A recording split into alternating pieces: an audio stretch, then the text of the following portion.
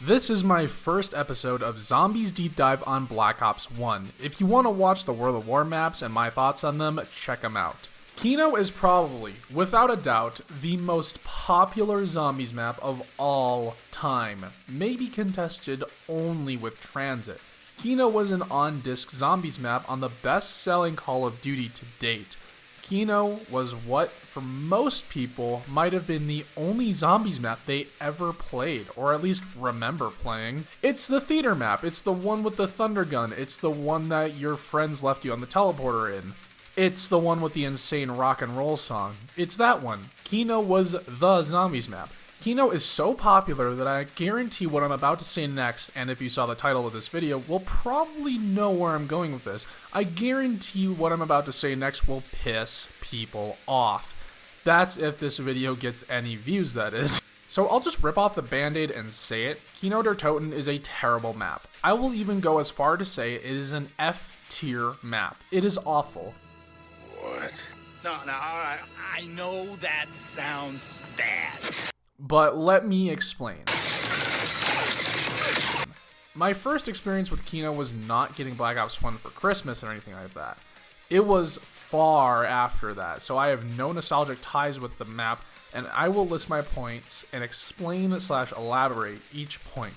At the end of each point, I will present a flaw that Kino has that just somehow gets a free pass because it's Kino, but I will also point out how that sin is on another map and why that map is just destroyed for having that sort of flaw. So, here we go. I present to you the 7 deadly sins of Kino der Toten.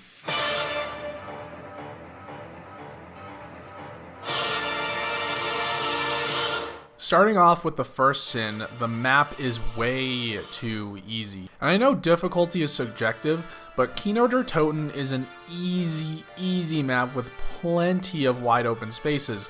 None more infamous than the Kino stage. The stage introduced a majority of the zombies community to a new strategy of playing zombies. Instead of hunkering down in one spot and hoping you don't get overwhelmed, you can instead run around the zombies and beat the AI at their own game. The Kino stage was wide and open and even had a trap to help you out. This means that Kino was basically no challenge, as you just running around in a circle for as long as you can, and you can get to as high of a round as you want. The only issue you run into it is your ammo, and making sure you just get whatever gun you want out of the box again is going to be the only hurdle in your high round attempt. In Black Ops 3, this issue is even removed with gobblegums that can give you ammo straight up. As if Kino wasn't easy enough, they went ahead and put the thunder gun in this map. Up until a few years ago, the thunder gun was hands down the most overpowered weapon in Call of Duty Zombies. If you are ever, for whatever reason, trapped in a corner or in a sticky situation, you literally just shoot your thunder gun and you are no longer in that situation. It's essentially a get out of jail free card, but you can use it like almost 30 times per max ammo. Getting to such high rounds gives players an unnecessary amount of pride in the fact that they reached a round that in pretty much any other map, they couldn't get to. Let me ask you this. Why do we let Kino get a pass for being easy, but maps like Shinonuma and where you can get to rounds in the tens of thousands, and maps like Revelations are another incredibly easy map? Why do those maps get flack for being easy, but Kino doesn't?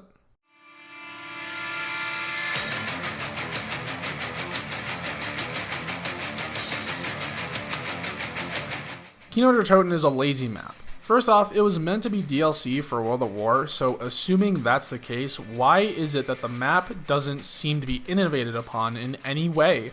I can buy that this map in its exact state was indeed a World of War map, but they had a whole nother year to change the map up or innovate it in some way.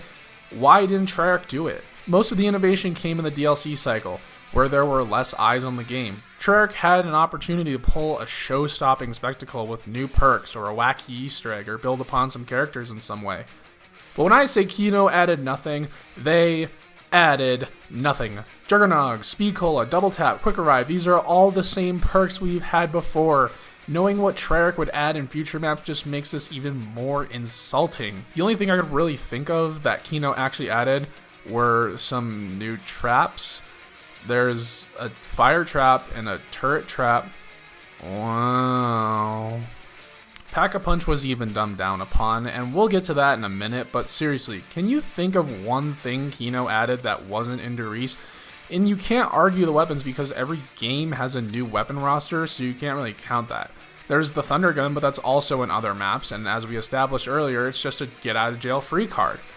As a thought experiment, go through every map in your head and think about each map besides the setting. What is unique about that map and what it brought to the table? Derice introduced Pack-a-Punch, obviously.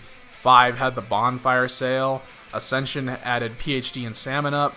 Call of the Dead was the one with George Romero and Deadshot Daiquiri, so on and so forth. Up until the point of where we literally go to the moon.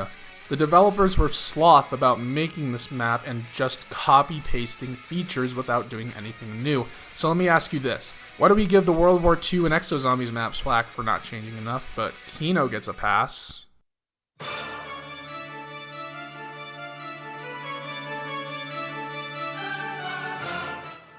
Kino is worse than Derice in every way. It's like Treyarch just took Derice and made it a little easier. Everything in this map is just copied and pasted into this map for no reason, and without thinking about why it worked in Derice but not here. I know we would get a chicken and the egg scenario here, but think about it this way. Let's say if Kino came out in World at War and Derice came out as the launch map for Black Ops 1, how well do you think the maps would have been received? I am aware that Derice got re-released on Black Ops 1, but it wasn't a launch map, it was DLC as well. Less eyes than Kino.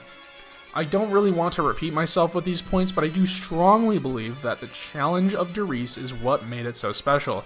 Kino is not difficult, and thus getting to high rounds isn't anything to boast about. I'll put it this way.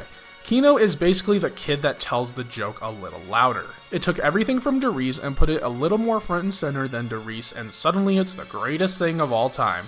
But just like the kid saying it a little louder, he said it without any of the inflection or tone of the original.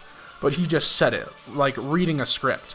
Kino has way too much envy of its younger brother Derice. So let me ask you this. Why do we give Blood of the Dead so much flack for being inferior to Mob of the Dead, but give Kino a pass?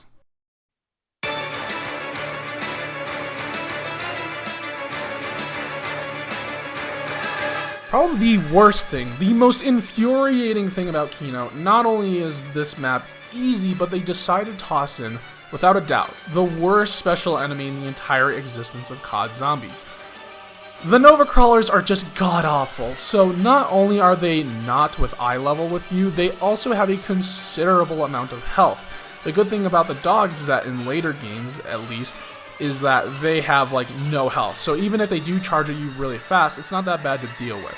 Nova Crawlers have a bit of health, and they are chonky boys, so it's not really that bad at face value, but if you kill them, they explode in a fart cloud. So which is it, Treyarch? Am I being punished for keeping them alive or killing them? Not only that, but turning on the power causes Nova Crawlers to spawn, and they spawn on the ceiling, and this building is like the size of the Empire State Building. They take an eternity to climb down the walls. So you are punished for turning on the power early as well. If you want to avoid Nova Crawlers, you can go outside in the alleyway, which is one of the tightest spots for high rounds ever. Again, you are punished for playing the game. I really want you to think of a map where you see Nova Crawlers and get excited to kill them. 5, Moon, Diarize, Classified, Alpha Omega. Here's a hint. None of those maps were well received by most of the community. So why is Kino?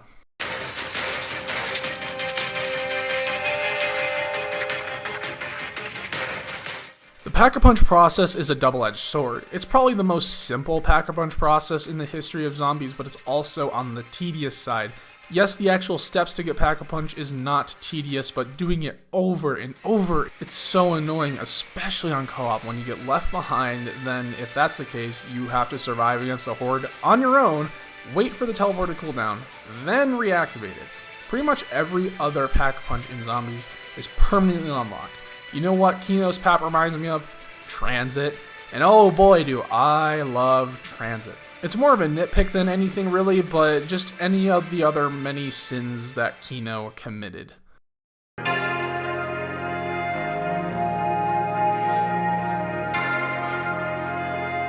Kino is the biggest waste of space ever. Why is this map so big? Okay, seriously, what does the map actually need? We have several rooms where the only thing in it is a wall gun or a trap or something. Everything in Kino is so spread out and far apart. The right side of the map is completely pointless. You don't really train there. The only thing that's over there is speed cola, wowee. Not only that, but pretty much every other room looks the exact same. There's no defining characteristics of any room besides the alleyway and the stage itself. The remaining rooms could be literally rearranged in any order like Lego bricks and nothing would really change. There's nothing inspiring about Kino. There's no unique environments that haven't been done better. Why does Voyage of Despair get flack for every room looking the same, but not Kino?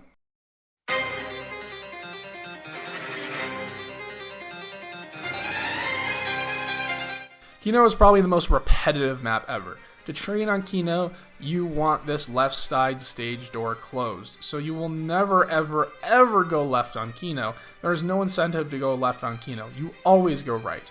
Pretty much every other map has trade-offs for going one way or the other. In an open map with lots of space, every time you play Kino, it's the same.